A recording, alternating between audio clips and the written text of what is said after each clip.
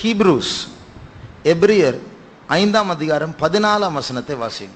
Let's read Hebrews chapter 5 and verse 14.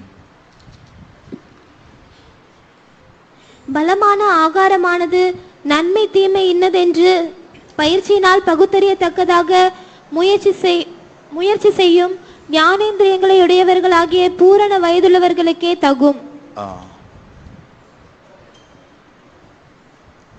இந்த பூமியில நன்மை தீமை என்று சொல்வது எல்லாவற்றிலும் மிக்ஸ் ஆயிருக்கு. In this world, when we say good and evil, this is mixed in everything in this world. உங்க படிப்புல கூட நல்லது இருக்கு, கெட்டது இருக்கு. Even in your education, there are good as well as evil. உங்க படிப்புல கெட்டது என்ன இருக்கு? What is the evil in your studies? இல்ல படிப்புல உங்க கிளாஸ்ல உங்க டீச்சர் சொல்லி கொடுக்கிற தீமையான காரியம் இருக்கு. அதுல there are certain evils being taught even in your school. பரிணாம கொள்கை, மனுஷன் குரங்கில் இருந்து வந்தான், அது பெரிய பொய். அது விஞ்ஞானம் கிடையாது, கரெக்டும் கிடையாது, பெரிய பொய். ஆனா அதை சொல்லி கொடுக்கணும், அதான் உண்மை மாதிரி சொல்லி கொடுக்கறோம். The Darwin's theory of evolution, where it says a man came from apes and not been created by God, that is a big lie. நான் சொல்றது சும்மா சொல்லல, அது உண்மையான பொய். இது ஒரு பொய் என்று நான் அல்ல, எத்தனையோ விஞ்ஞானிகள் டாக்டர் பட்டம் பெற்ற ஆராய்ச்சியாளர்கள் சொல்லுகிற காரியம். Many doctorates who have done PhD, they themselves, many scientists, they themselves say this theory of evolution is a very big lie. அப்ப அது ஒரு தீமை. அதை படிச்சு எத்தனையோ மாணவர்கள்லாம் கிறிஸ்டியன்ஸே படிச்சு அப்ப பைபிள் தப்பு தானே, அப்ப ஆதாம் ஏவாள் பொய் தானே அப்படின்னு அதை நம்பி இது பொய்ன்னு சொல்றாங்க. Just being educated by this theory of evolution, even many Christians themselves say then the Bible is a wrong one, and creation of man through Adam and Eve is a false. இதை பற்றி எத்தனையோ காரியங்களை சொல்லலாம், ஒரு time கிடைச்சா இன்னொரு நாள் சொல்றேன். Concerning which I can say many things to you, but if I get time another day I will share it with you. ஹிஸ்டரியில உலக மகா யுத்தங்கள், வேர்ல்ட் வார் 1 முதல் உலக மகா யுத்தம், இரண்டாவது உலக மகா யுத்தம் எப்படி ஆரம்பிச்சதுன்னு சொல்லி சில சம்பவங்கள் ஹிஸ்டரி புக்ல இருக்கு. There are certain incidents mentioned in the book of history, world history, of how World War 1 and 2 commenced. ஆனா அதுவும் பொய் தான். Even that is a lie. World war 1 world war 2 எல்லாம் உருவாக்கப்பட்டது. Both World War 1 and 2, they have been created. ஒரு சண்டையை வேண்டுமென்றே ஆரம்பித்தார்கள். They intentionally or purposefully created a war. அதுக்கும் சில நோக்கங்கள் உண்டு, அதுக்கும் இப்ப சொல்றதுக்கு டைம் இல்ல. And even for that there are certain intentions. I don't want to share it right now. படிப்புல கூட பொய் இருக்கு, தீமை இருக்கு. Even in your education there are good and evil.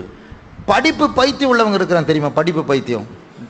There are படிப்பு பைத்தியம் உள்ளவங்க. There are certain people who are mad at education. They want to always keep on learning. இங்க வந்தா கூட எனக்கு இந்த 10th ஃபர்ஸ்ட் டேர்ம் டெஸ்ட் வருது brother, mid term test brother, final test, model exam வருது பிரதர், எல்லாம் அதுதான் பைத்தியம்.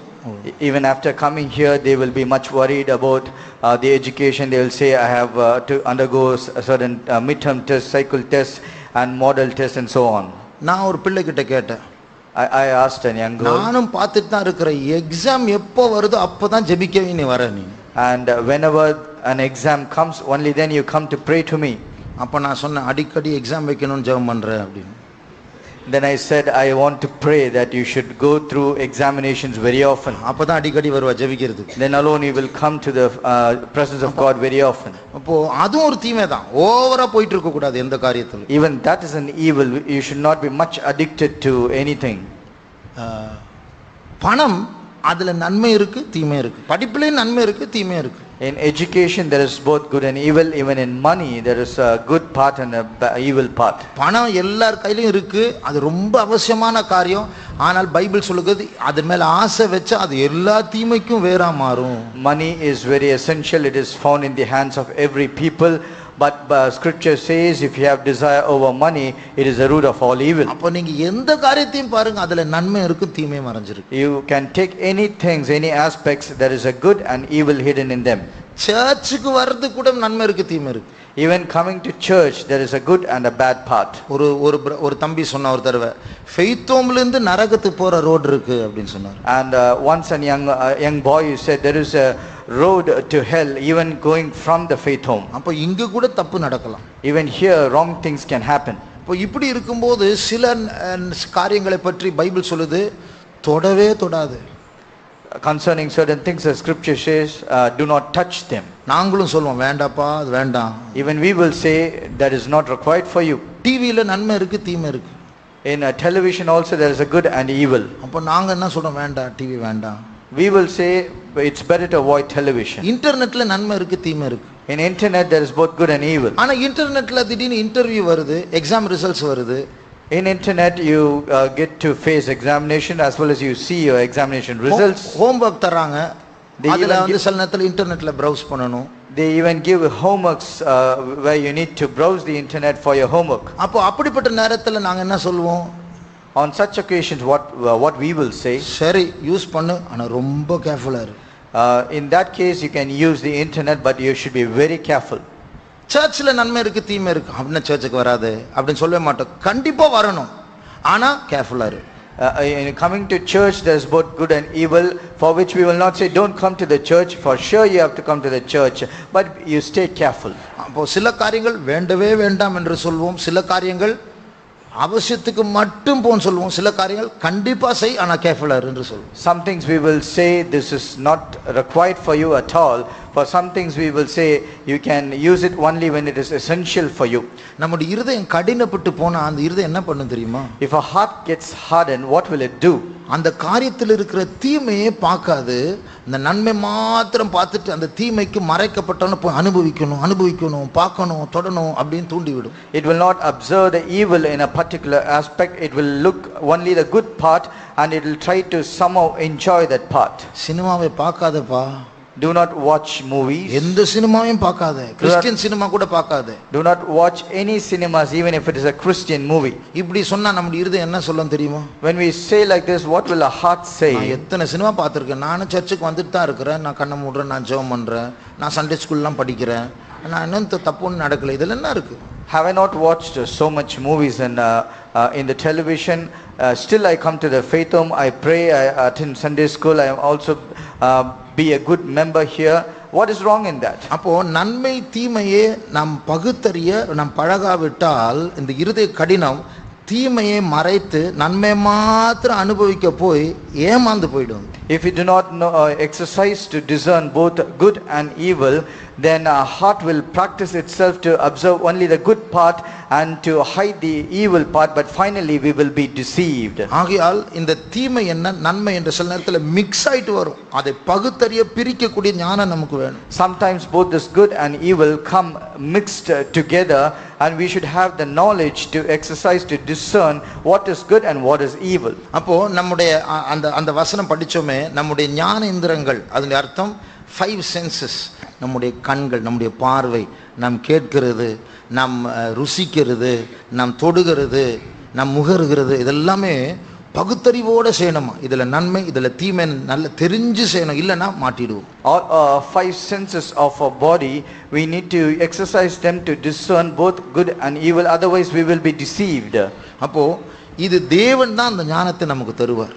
Only God can give us this knowledge. அப்போ நாம் கேர்ஃபுல்லா இல்லாவிட்டா ஒரு காரியத்தை மற்றவங்களோட சேர்ந்து அனுபவிக்க போய் சிக்கிடுவோம், மாட்டிடுவோம். If you are not careful enough, then we will go to enjoy certain things with others and we will be entangled. எனக்கு ஒரு வாலிப பிள்ளை தெரியும். I know a young girl. அவளுக்கு வந்து ஒரு பையனோட ஒரு தொடர்பு. And she had a relationship with another boy. அந்த பையன் வந்து பெண்டிகாஸ்ட் பையன் தான். And that boy, he belongs to this Pentecostal assembly. இந்த பிள்ளைக்கு விருப்பம் இல்லாட்டும் அந்த பையன் பயங்கரமா ஆர்கியூ பண்ணான். இவ சொல்வான், நான் ஊழியத்துக்கு போலாம் நினைக்கிறேன், நம்ம சேர்ந்து ஊழியம் பண்ணலாம். சிபிஎம் குள்ள போய் அந்த Dress மாத்திட்டு தான் ஊழியம் பண்ணணுமா, நானும் ஊழியம் பண்றேன். And whenever this boy will say, I have a spirit, a mind to do ministry to the Lord, then she will say, he said, he is arguing with her. He is arguing with her, saying, is it so necessary that you have to go alone and do ministry like other servants of God? We can both together also minister the world. நான் ரொம்ப ஸ்பிரிச்சுவலா நானும் ஊழியம் பண்ணனும் தான் நினைச்சிட்டு இருக்கறேன், நம்ம சேர்ந்து பண்ணலாமே. He will speak as if he is more spiritual. We will both together do the ministry for the Lord. அப்போ இப்படி இருக்கும்போது அவளுக்கு கொஞ்சம் கன்ஃபியூஸ் ஆயிடுச்சு, என்ன பண்ணனும்னு தெரியல. And at this point she was a bit confused and she doesn't know what to do. இந்த டைம்ல வேறொரு விசுவாசி இந்த பிள்ளையை பற்றி ஒரு சொப்பனம் பார்த்தான். And at this time, some other believer had a dream concerning this young girl. இந்த பிள்ளை பைபிளை பிடிச்சு நின்னுட்டு இருக்கறா. And this girl is standing with holding on to a Bible. இருக்கிற இடம் ரொம்ப பிரைட்டா இருக்கு. And the place where she was standing is very bright. கொஞ்ச தூரத்துல ஒரு டோர் இருக்கு. And just a little away there is a door. அந்த டோர் கிட்ட போயிட்டு இருக்கா. And she is walking towards the door, பைபிளை பிடிச்சிட்டு holding on to a Bible. டோருக்கு அந்த பக்கம் இருட்டா இருக்கு. And beyond that door it is completely dark. அங்க இருந்து ஒரு சத்தம் கேக்குது. And from there is a voice. அந்த சத்தம் என்ன சொல்ல தெரியுமா? Do you know what the voice is saying? இன்னும் கொஞ்சம் தூரம் தான். Just yet a little more distance. உள்ள வந்துட்டா நம்ம பிடிச்சிரலாம் அவளை. If she comes inside we can catch hold of her. அவங்க வீட்ல யாரும் பார்க்கல, சம்பந்தம் இல்லாத ஒரு ஆள் பார்க்கறாங்க அது. No one in her own family saw this. Somebody who is not relevant to her saw this. அப்ப என்ன அர்த்தம்? What does this mean? நன்மைக்குள்ள அதுல தீமை மறைஞ்சிருக்கு. அவளுக்கு பகுத்தறிய முடியல, கன்ஃபியூஸ்டா இருக்கா. ஆனா சத்தம் என்ன சொல்லுது? இன்னும் கொஞ்சம் தூரம் தான், விட்டு கொடுத்தா போதும் நம்ம பிடிச்சிடலாம். There is an evil hidden in that good which she is unable to discern about, but that voice in the darkness says yet a little distance we will catch hold of her. அப்போ இது போல சில நேரத்துல பிசாசு தந்திரமா ஸ்பிரிச்சுவலான வேஷத்துல கூட வருவான் நம்ம வந்து பிடிக்கிறது. Sometimes Satan will subtly come in a spiritual manner in order to catch hold of us. அப்போ இது நன்மை இது தீமை என்று எப்படி பகுத்தறியலாம்? ஸ்பிரிச்சுவலாவே தீமை வரும். How can we find out or discern what is good and what is evil? Because sometimes evil comes spiritually also. அங்க ரொம்ப கேர்ஃபுல்லா இருக்கும். Therefore we need to be very careful. பிசாசு வந்து சில நேரத்துல நம்மை பற்றி நல்ல ஒரு தீர்க்கதரிசியை கொண்டு வந்து உனக்கு இப்படி நடக்க அப்படி பண்ணு உங்களுக்கு எப்படி தெரியும் இதெல்லாம் சொல்லிட்டு நம்ம மயங்கிட கூடாது. Sometimes Satan might bring about through a prophecy, through some people who call themselves as prophets, saying all these things are going to happen to you, and we should not be out or surprised, saying how they came to know all about this, and we should not be deceived. நன்மை ஏது தீமை ஏது சத்தியம் ஏது பொய் ஏது என்று எப்படி கண்டுபிடிக்கலாம்? How can we discern or find out what is good and evil, what is truth and what is false? நம்முடைய இருதயத்துல சத்தியத்தின் மேல ஒரு அன்பு இருக்கணும். We should have a love for the truth in our heart. சத்தியம் கஷ்டமா இருந்தா கூட அதை ஏற்றுக்கொள்ளக்கூடிய ஒரு சிந்தை நமக்கு இருக்கணும். Even though truth is difficult part, there should be an heart to accept them. அப்ப சத்தியத்துக்கு மாறான இச்சை நமக்குள் இருக்குன்னு சொன்னா, if there is a lust contrary to the truth, பிசாசு ஈஸியா நம்ம தாக்கலாம், டைவர்ட் பண்ணலாம். Satan can very easily divert our attention and he can attack us. அப்ப நம்ம பாதுகாக்கப்படணும். Therefore we need to be protected. ஒரு ஊர்ல in a city, ஒரு தாய் தகப்பன் அவங்களுக்குள்ள அவங்கள அடிக்கடி நம்ம சபை சிபிஎம் ஊழியக்காரங்க விசிட் பண்ணுவாங்க. There were parents and who have been often frequented by our servants of God. அவங்க சத்தியத்தை சொல்லுவாங்க. And they used to share the truth. அவங்க ஏற்கனவே கிறிஸ்டியன்ஸ் தான், ஆனா இந்த சபைக்கு இப்போ வர போறாங்க. They are already Christians but they are about to come to this fellowship. அந்த வீட்ல இருக்கிற தகப்பன் வந்து நம்ம சபையில ஞானஸ்நானம் எடுக்கணும்னு முடிவெடுத்தார். And the father in that family, he decided to be baptized in our church. மனைவிக்கு கோபம் வந்துச்சு. But the wife was angered. பைபிள்ல சொல்லி இருக்குல ஒரே ஞானஸ்நானம், திருப்பி எதுக்கு ஞானஸ்நானம் எடுக்கணும்? ஏற்கனவே எடுத்துறீங்க தானே? Is it not written in Bible one baptism and we have already taken that, then why have to be baptized once again? இந்த வீட்டுக்காரருக்கு தொல்லை தாங்க முடியும், சரி நான் எடுக்கல போ. And because of the torture, the father, he said it's better I am not going to take it. சில நாட்களுக்கு பிறகு, after a few days, ஒரு பாஸ்டர் சிபிஎம் பாஸ்டர் அந்த வீட்டுக்கு போனார். A pastor from this fellowship, he went to their house. அந்த தகப்பன் தாய் ரெண்டு பேரும் ஒரு மனமா சேர்ந்து அந்த பாஸ்டர் கிட்ட தயவு செய்து இனிமே நீங்க இங்க வராதீங்கன்னு சொல்லிட்டாங்க. And together with one accord, both the father and mother, they said to this pastor, do not come here again. அந்த பாஸ்டர் ரொம்ப துக்கப்பட்டு, இத்தனை நாட்கள் நாங்க வந்துட்டு இருக்கோம், திடீர்னு வராதீங்கன்னு சொல்லிட்டாங்களே. And the pastor was so much grieved because we have been frequenting all these days and suddenly they said you should not come here again. அந்த பாஸ்டர் என்ன பண்ண தெரியுமா? கேட் கிட்ட போய் ஒரு ஜெபம் பண்ணார். And the pastor, he went until the gate and then he prayed. ஆண்டவரே, அந்த அப்பா அம்மாவுக்கு 7 பிள்ளைங்க இருந்தாங்க.